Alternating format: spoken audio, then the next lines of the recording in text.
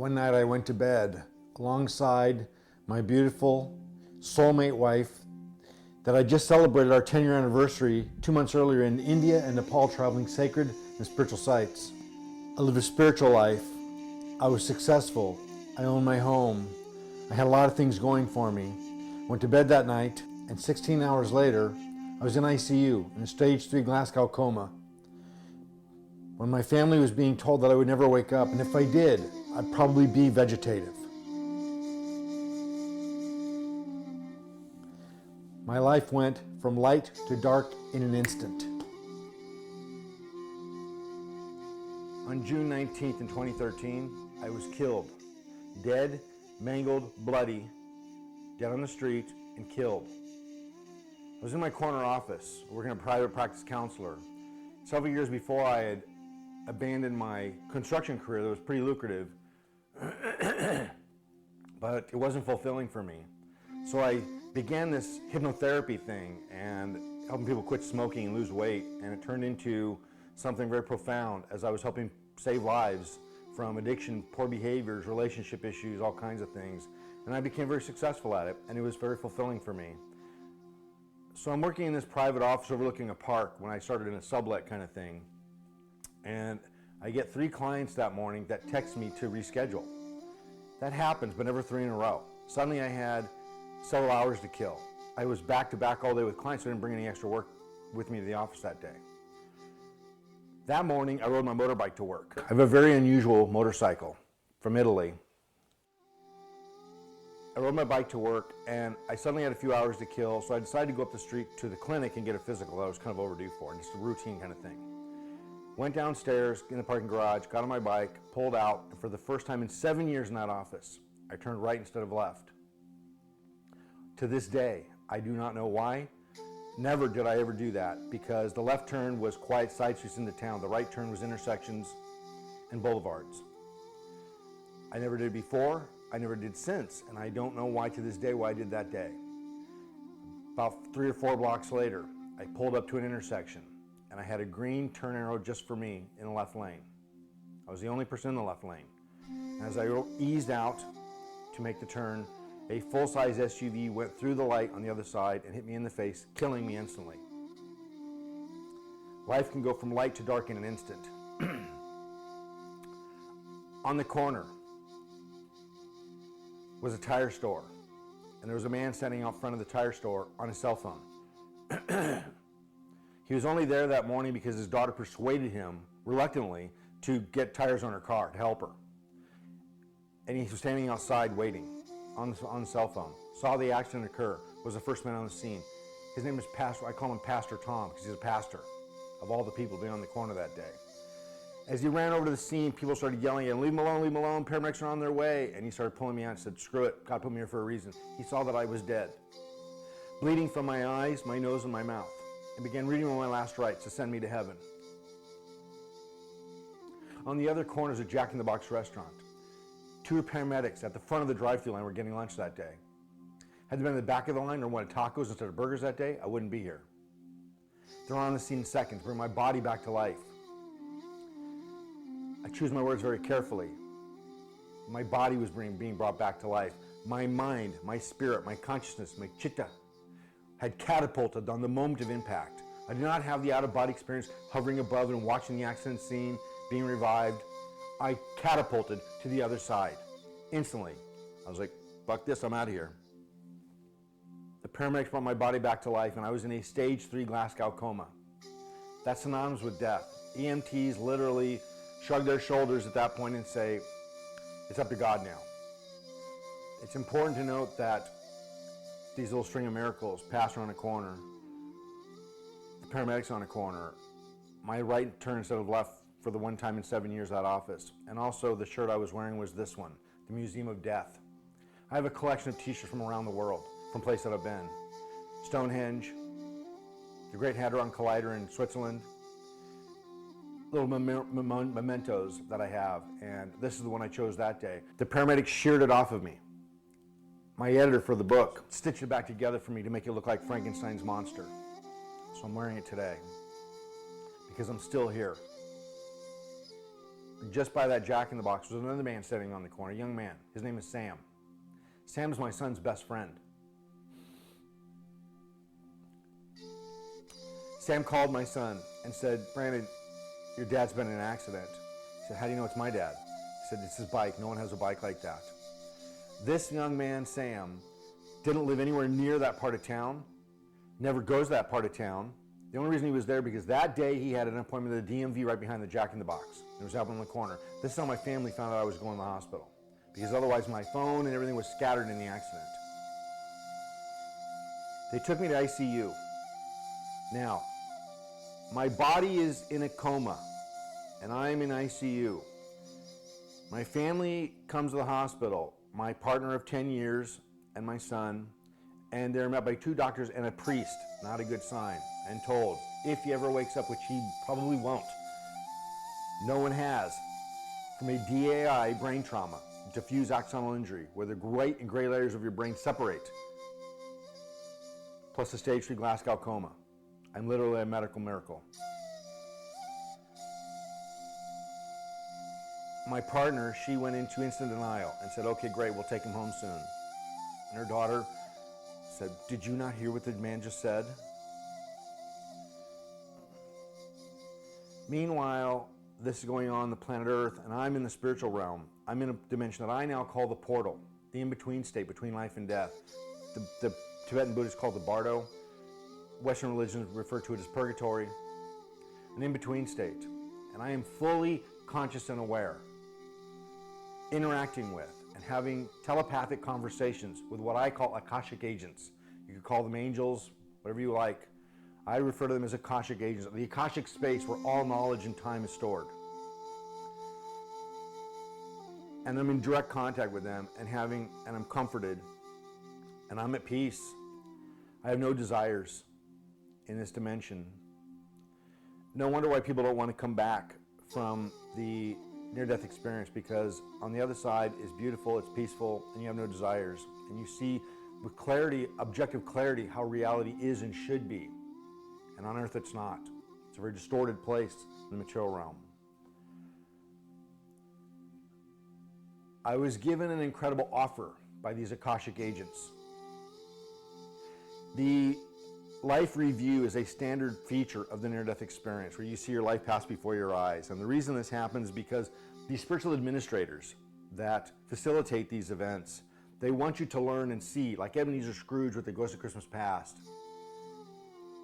They want you to see what you might have done better in your life to correct them and become more spiritually inclined. This is why so many people come back from the NDE with awakening spiritually. They go from being agnostic, even atheist, to suddenly being spiritual. I was given an incredible offer. I was given an offer of multiple past life reviews, that I could see thousands of years of past lives. And I said yes, but I only want to see lives that pertain to my soul's journey in spirituality, where I made progress and where I did not, so I could learn from that, because I just simply want to become closer to God.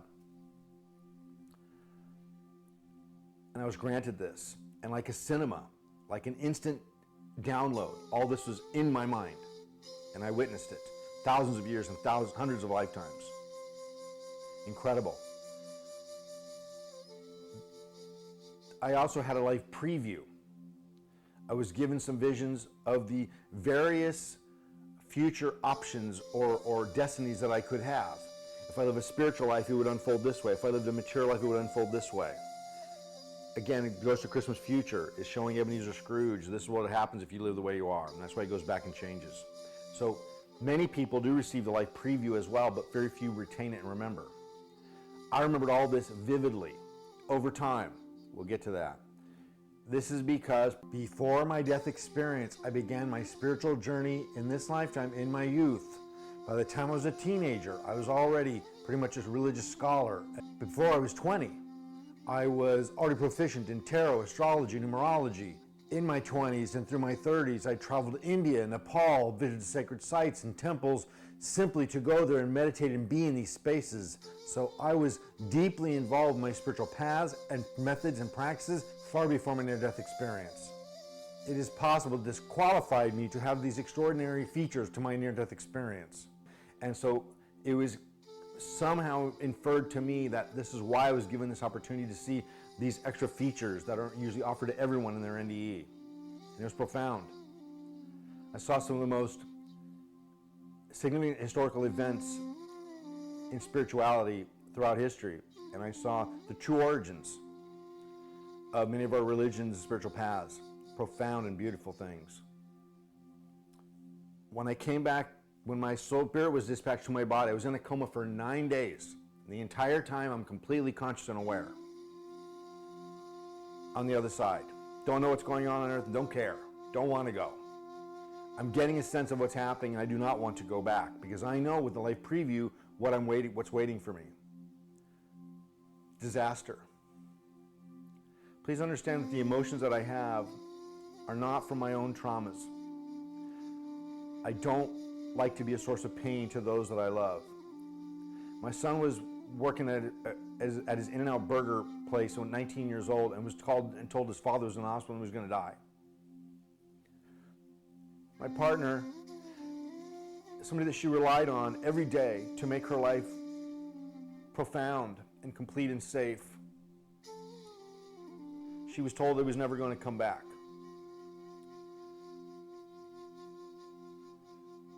Also, I had, when I was in the coma, scars all over my face. My face was shattered from the accident. And they were told, if he ever wakes up, which he won't, but if he does, even with extensive plastic surgery, he'll never look the same again. 9 days later, when I woke up on my birthday, I was fine. Almost barely a scratch on me. Miracle after miracle is occurring. Understand that this collection of miracles that I'm sharing with you now is a small fraction of the miracles that continue to occur over the several years of my near-death experience. My near-death experience was not just those instant of death or those 9 days in a coma. It continued on intensely for 4 years. I was in constant contact with the other side, the portal, and Akashic agents within there. My consciousness was far more aware and in touch with the portal dimension than it was in the material dimension. It made it very hard to live in the world. I could not relate to the material world. The divorce rate with NDEers is actually very high because many of them disconnect from their material lives, the people that they know, their family, and they can't relate to them, and their family can't relate to them anymore either. They become casualties. In addition, I had a severe brain trauma. I wasn't like I came back to my body and went back to work and had this new awakening. I had to learn how to walk and talk from scratch. When I woke from my coma, I did not know how to speak. I had to learn like a baby. My identity had been deleted, like it is when you reincarnate. I reincarnated as myself. And every lifetime, your memory is virtually deleted. It's still in there somewhere. All the stuff you've been in through many lifetimes is there, in layers of your consciousness, but you can't access it. I was confused which lifetime I was in. The first words that I spoke from my coma were, how'd you guys get to, what are you doing in London? I recognized my son and my partner, she and I had been together for 10 years. I recognized them as not these people in this lifetime, but people that I'd known for many lifetimes. And I could not understand how they, the nurses and everybody else that I saw around me, couldn't see themselves this way. They're identifying themselves in this particular identity. And I was confused. I could not reconcile a singular life when I was witnessing and experiencing multiple lifetimes all at once. It made it very hard to exist within the material realm and be normal, so to speak. Over these several years, it's very common in the near-death experience, not very common, but for more severe ones, it can take 7 years for your spirit and consciousness to stabilize back within your body. This is again why the divorce rate can be so high. It's something like 70-80% with severe NDEers. Over the first 4 years, as I struggled to try to balance between both existences, the material realm and the spiritual realm, my career suffered. I was a counselor, private counselor, saving many, many lives. And I became like a surrogate family member to the people that I served. They adored me. They came and visited me in the hospital. And that is one thing that I did see from within the portal down on earth. People would come pray over me and cry over me and say, please don't. I had clients that would come to see me and say, you're a part of our family. We can't, you've been there with us for everything. I had entire families, couples and their kids that would come to see me, and I love them all.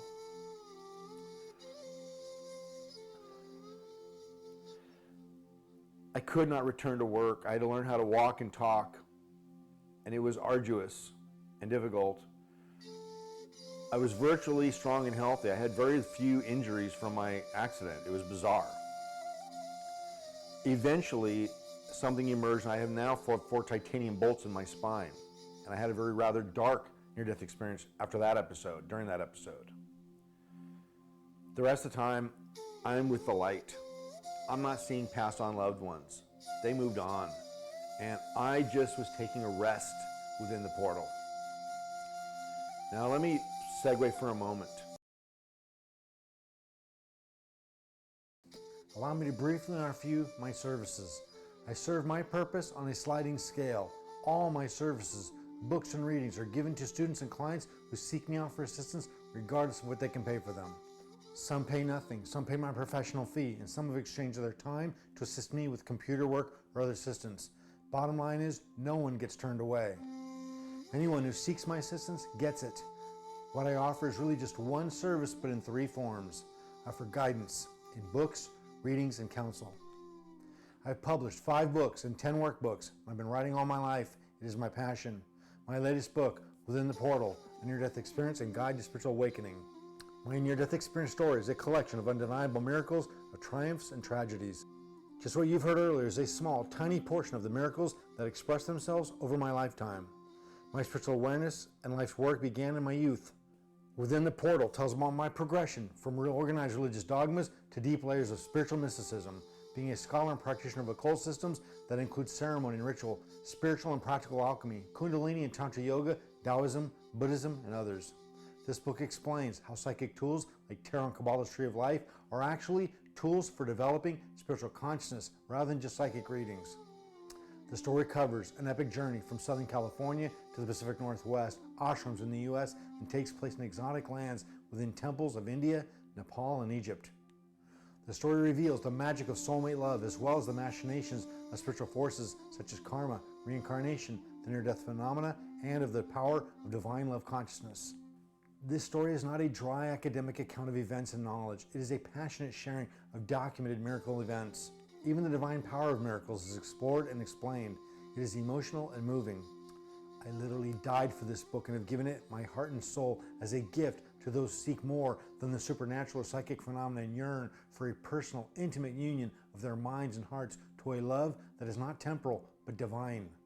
It is a navigator to help spiritually awaken and then assist awakeners in navigating to and through the dark night of the soul and arrive at the divine light of spiritual union. I compose every detail of this book to be profound and enlightening. Even the chapter titles and lengths of each chapter have been carefully designed. Every chapter can be read or listened to in 20 to 30 minutes so you can begin a chapter's concept, experience it, and have conclusion within a single session. They are designed like creative meditations. Some will make you laugh with sharp wit and sarcasm. Some will make you cry because the tragedies are so painful. Many others will make you cry with triumphs that are so beautiful and inspiring. But every word of it is pure truth. Nothing has been fictionalized or even exaggerated. And even the cover of the book is carefully and spiritually inspired. This cover was given to me through a series of visions I had. I collaborated with the artist and had her create an authentic yantra true to the yantra formula of sacred geometry and layers of symbolism. It too is an authentic device for meditation and contemplation. It is an access and entry point to spiritual understanding. It is a portal. My other books are likewise made to inspire and provide guidance. The second form of service I offer is readings. They are a synthesis of Tarot, Kabbalah's Tree of Life, astrology, the Pythagorean numerology, and the I Ching. One reading gives you insights from all of them. They cover your entire life from birth to death and reveal specific insights to 4 main categories: your life purpose, why you've incarnated into this identity, your soul, exposing and exploring your divine essence, your outer personality, which is how your soul expresses itself in this lifetime, and your destiny, the legacy you can leave behind and what you can experience after this life's death. The readings I provide can be 10 to 16 pages, some of them. They're not just psychic predictions. They explain where you are in your soul's journey and how to progress to attain spiritual illumination and soul realization in this very lifetime. Finally, I offer my services as a spiritual trainer. Just as a physical fitness trainer prescribes what type of exercises you should do and coaches you how to do them, I provide customized spiritual practices and coach you how to do them smart and safe to become more spiritually fit. Just as a fitness trainer motivates you and finds creative ways to inspire you to make great progress, I work with you too. One-on-one, coaching and motivating you to break free from material bindings of worldly living to experience spiritual living. It's not always easy nor gentle, but you will make spiritual progress and achieve spiritual fitness. My training services include teaching and instructions. I also live stream free weekly class and get-togethers anyone can join. I provide you with custom exercises and learning materials to attain what you want to be spiritually, not my version, not a religion's version. If you are not sure if you want self-realization like a yogi or heavenly destinations like a sadhu or divine realization of spiritual ecstasy, I will help you decide. I will explain the many spiritual paths and how to attain them and help you to achieve it.